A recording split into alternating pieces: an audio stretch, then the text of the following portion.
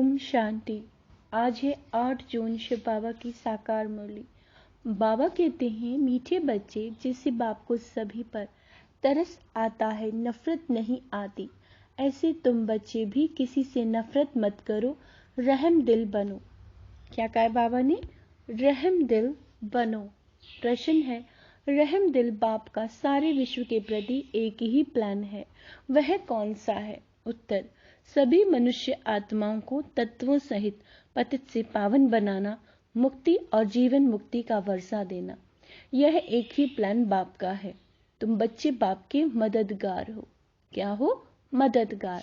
तुम्हें पहले अपने पर रहम करना है, श्रीमत पर चल अपने को पावन बनाना है, फिर सभी को विकारों रूपी गंदगी से निकालने की सेवा करनी है। गीत है, कौन आया मेरे मन के द्वारे। ओम शांति। कौन आया? बाप आया। किसके पास? बच्चों के पास। बच्चे किसके पास आए हैं? बाप कहते हैं मेरे पास। अब तुम सम्मुख बैठे हो, जानते हो बाप बहुत रहमदिल है। बाप जानते हैं कि इन हमारे बच्चों को माया ने बहुत दुखी पतित किया है। ये बच्चे नहीं जानते। बाप जानते हैं तो बाप को तरस पड़ता है ना, नफरत नहीं आएगी। बाप कहते हैं, मैंने तुमको सुख के संबंध में भेजा था। 5000 वर्ष की बात है। फिर ड्रामा अनुसार माया ने तुमको दुखी किया। पहले तुम सतो प्रधान थे, फिर रजो तमो में आए हो। यह मैं जानता हूँ। तुम मेरे बच्चे हो, मुझे ही आना होता है। तुम बच्चों को पावन बनाने, राज्य भाग्य देने। बच्चे भी समझते हैं बरोबर बाप आया है, प्रेम का सागर, शांति का सागर, हमको सुख शांति की दुनिया में ले जाते हैं। बाप जानते हैं यह माया ही सबको बड़े ते बड़ा दुश्मन है, इसीलिए मैं आया हूँ, परंतु हूँ मैं विचित्र। इसीलिए बाबा कहते हैं, इसीलिए मुझे पहचानते नहीं। आगे समझते थे कि श्री कृष्ण ने आकर राजयोग सिखाया, स्वर्ग का मालिक बनाया था, परंतु कब और कैसे बनाया ये नहीं जानते। अभी बाप को बहुत रहम आता है, क्योंकि जानते हैं बच्चे माया अर्थात 5 भूतों के वश हो पड़े हैं, परवश हैं। उनको अब लिबरेट करता हूँ। बाप कहते हैं, बच्चे अब मेरे कारण व इस भारत अथवा सारे यूनिवर्स के कारण तुम मेरी मत पर चलो, मुझे याद करो और रहम दिल भी बनो। सबको बाप का परिचय दो। जज लोग भी गॉड का कसम उठवाते हैं, परंतु क्यों उठवाते हैं ये कोई नहीं जानते। गॉड है कौन? सिर्फ गॉड कह देते हैं। फादर शब्द भी है। जब कसम उठवाते हैं तो उनको समझ में ही नहीं आता, कह देते हैं गॉड फादर का कसम उठाओ, परंतु फादर को तो जानते ही नहीं है। अब तुम बच्चे जानते हो वह गॉड फादर है। कसम उठाते हैं क्योंकि समझते हैं अगर हम कुछ उल्टा कर्म करेंगे तो बाप सजा देंगे। जैसे घर में बच्चे उल्टा काम करते हैं तो उनको डर रहता है ना, बाप थप्पड़ न मारे। वह कसम गॉड का उठाते हैं, परंतु जानते ही नहीं कि गॉड है कौन, कैसे सजा देंगे। क्रिश्चियन लोग बाइबल उठाएंगे, कोई गीता उठाएंगे, समझते हैं गीता का भगवान श्री कृष्ण था, तो श्री कृष्ण को सामने रख क्षमा मांगते हैं। समझते हैं अगर हम झूठ बोलेंगे तो वह दंड देंगे। अब ट्रुथ तो बाप को कहेंगे। क्राइस्ट को सारी दुनिया ट्रुथ नहीं कहती, सदा ट्रुथ तो है गॉड फादर, परंतु उनको जानते नहीं है। जब बाप आए बच्चों को जन्म दे, तब बच्चे बाप को जाने। अभी तुम बच्चे जानते हो बाबा ने अपना बनाया है, इस माता द्वारा रचा है। उनको आदि देव भी कहा जाता है। वास्तव में आदि देवी भी है। अगर मम्मा को आदि देवी कहें तो उनसे बड़ी आदि देवी ये हो जाती है। बाबा कहते ये बहुत गुह्य बातें हैं। जो विशाल बुद्धि है वही इन बातों को समझ सकते हैं। कहते भी हैं बाप पतित को पावन बनाने वाला है। अच्छा, पावन दुनिया कौन सी? क्या मुक्ति को पावन दुनिया कहें या जीवन मुक्ति को पावन दुनिया कहें, ये कोई भी नहीं जानते। गाते तो बहुत है, उन्हों की बुद्धि में सिर्फ यह है कि परमात्मा आता है, परंतु उनका रूप आदि नहीं जानते। फिर कह देते हैं सर्वव्यापी। बाप बहुत रहमदिल है, प्यार का सागर है, तो बच्चों को भी रहम करना चाहिए, प्यार करना चाहिए। बाप बहुत रहम करते हैं, उनको कहा जाता है मर्सीफुल। बाप कहते हैं तत्वों सहित सारी सृष्टि पर है मर्सी। सृष्टि पर मैं मर्सीफुल हूँ, नॉलेजफुल हूँ, फूल में भी, प्यार में भी फूल हूँ, बहुत प्यारा बनाता हूँ। जैसे श्री कृष्ण कितना प्यारा है, उनके घराने में सब प्यारे हैं।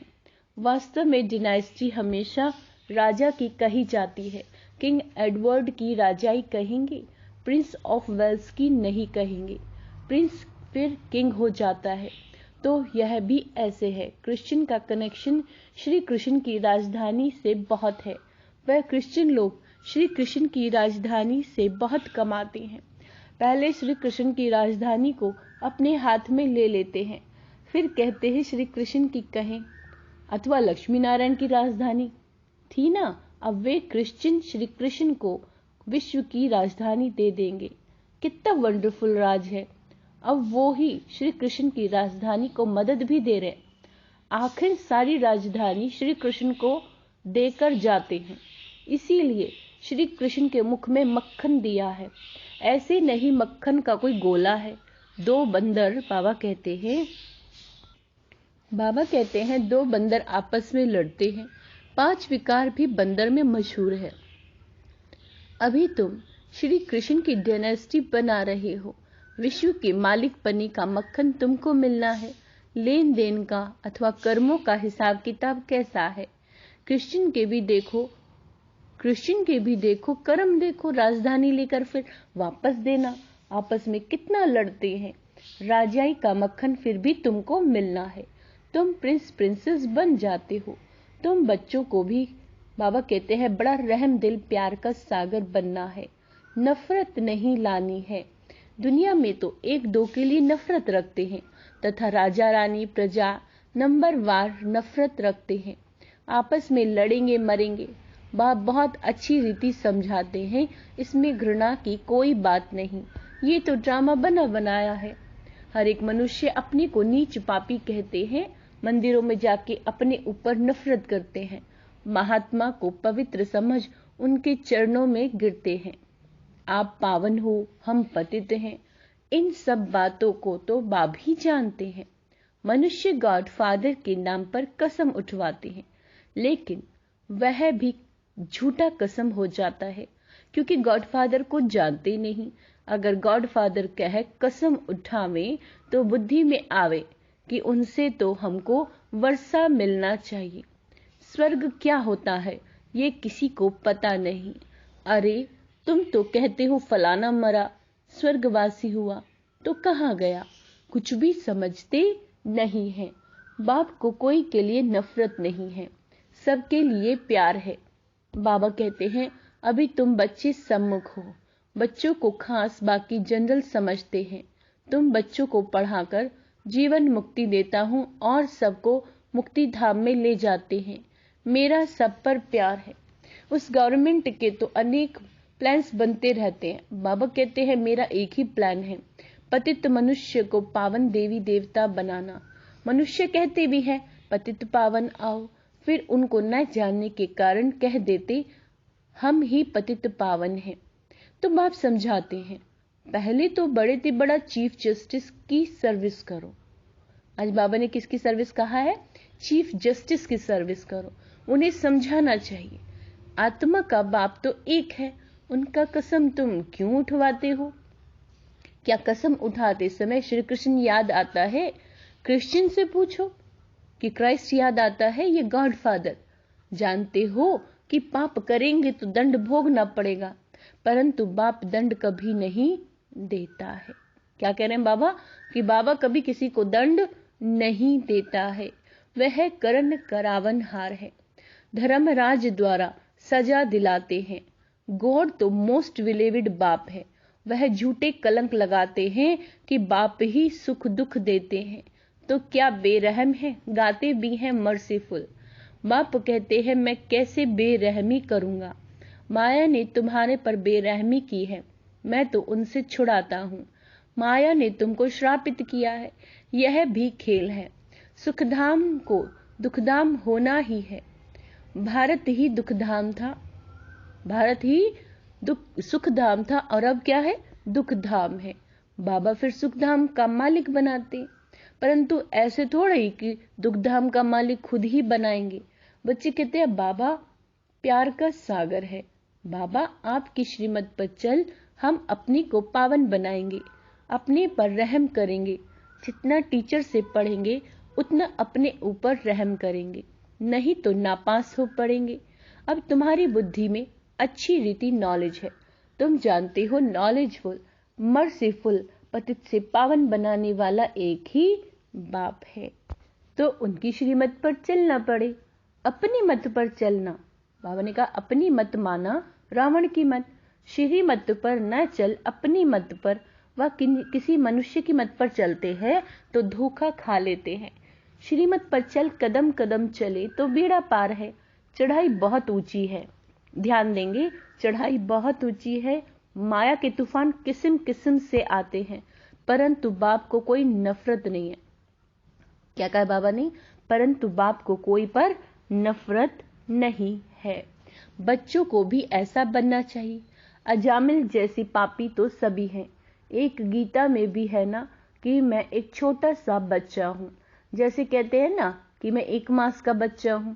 पुराने बच्चे तो आपके बहुत हैं, जिनको आप पावन बना रहे हो, तो मुझ छोटे बच्चे को भी पावन बनाओ। तो कहते हैं श्रीमत पर चलो तो पुराने से भी अच्छी रीति आगे जा सकते हैं।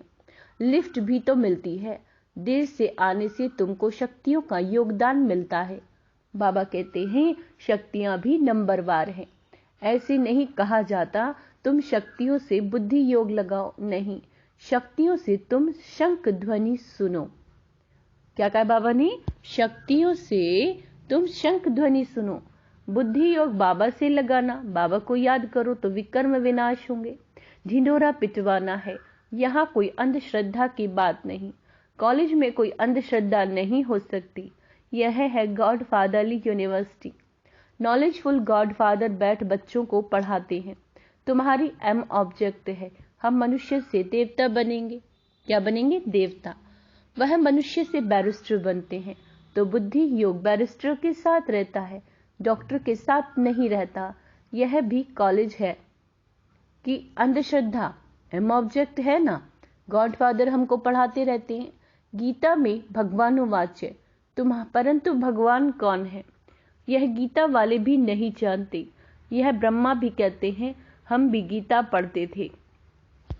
अभी के मनुष्य शास्त्रों को मानते नहीं। गीता को उठाने से उनकी बुद्धि चली जाती है श्री कृष्ण की तरफ। उनको सब धर्म वाले नहीं मानेंगे। गीता है सर्वशास्त्रमयी शिरोमणि, शिव बाबा की गाई हुई। गॉडफादर कहते हैं वह है स्वर्ग का रचयिता। तो बाप से तुमको स्वर्ग का वर्षा मिलना चाहिए या फादर के घर जाना है। भगवान पास जाना चाहते हैं ना, सब मुक्ति ही चाहते हैं। वह लोग जीवन मुक्ति से क्या जाने। बाप कहते हैं मैं तो पढ़ाता हूं, मैं फिर सर्वव्यापी कैसे होऊंगा। सर्वव्यापी कहने से मुख ही मीठा नहीं होता। तो बच्चे यह बातें अच्छी रीति धारण करो और बहुत मीठे बनो। कोई से नफरत नहीं करनी। सर्जन लोग होते हैं, किसी को कैसी भी गंदगी बीमारी होती है तो भी उनको तरस पड़ता है और शफा देते हैं। समझते भी हैं कुछ खराब काम किया है, उसका यह कर्म भोग है। बाप कहते हैं माया की प्रवेशता होने से मनुष्यों से विकर्म ही होते हैं और पतित बन जाते हैं। 5 विकारों को खराब समझते हैं, तब तो सन्यासी भी भागते हैं। पवित्रता का मान बहुत है, यह तो समझते हैं। हम पहले देवताओं को नमन करते हैं, पीछे सन्यासियों को किया, क्योंकि वे भी पावन बनते हैं। अच्छा, मीठे मीठे सिक्की लदे बच्चों प्रति माता पिता बाप दादा का याद प्यार और गुड मॉर्निंग। रूहानी बाप की रूहानी बच्चों को नमस्ते। हम रूहानी बच्चों की रूहानी बाप दादा को याद प्यार गुड मॉर्निंग नमस्ते। मीठे बाबा शुक्रिया, बाबा शुक्रिया। धारणा के लिए मुख्य सार। अच्छी रीति पढ़कर श्रीमत पर चल, पावन बन, अपने आप पर रहम करना है। कभी भी बेरहमी नहीं बनना, किसी से भी नफरत घृणा नहीं करनी, बाप समान प्यार का सागर बनना है। वरदान है सूक्ष्म शक्तियों द्वारा स्थूल कर्मेंद्रियों को संयम नियम में चलाने वाले स्व राज्य अधिकारी भव। क्या कहा बाबा ने?